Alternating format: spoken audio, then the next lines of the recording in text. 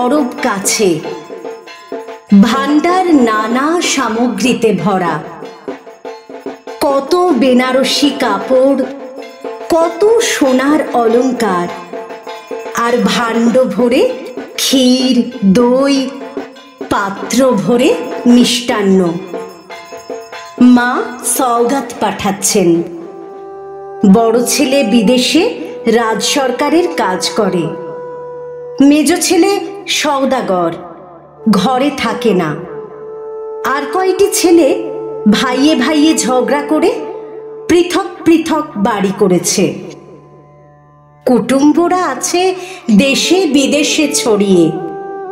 কোলের ছেলেটি সদর দরজায় দাঁড়িয়ে সারা দিন ধরে দেখছে ভারে ভারে সওগাত চলেছে। সারে সারে দাস দাসী, থালাগুলি রং বেরঙের রুমালে ঢাকা। দিন ফুরলো, সওগাত সব চলে গেল। দিনের শেষ নৈবেদ্যের সোনার ডালি নিয়ে সূর্যাস্তের শেষ আভা নক্ষত্র লোকের পথে নিরুদ্দেশ হলো।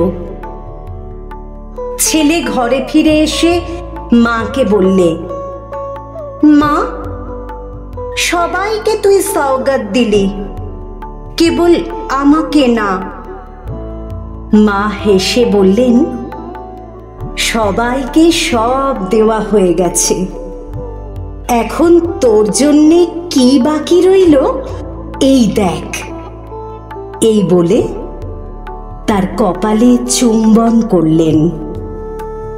ছেলে কাঁদো কাঁদো সুরে বললে, সওগাত পাবো না?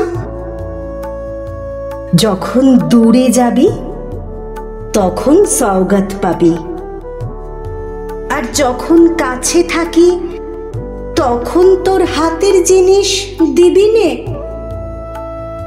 মা তাকে দুহাত বাড়িয়ে কোলে নিলেন, বললেন, এই তো আমার হাতের জিনিস।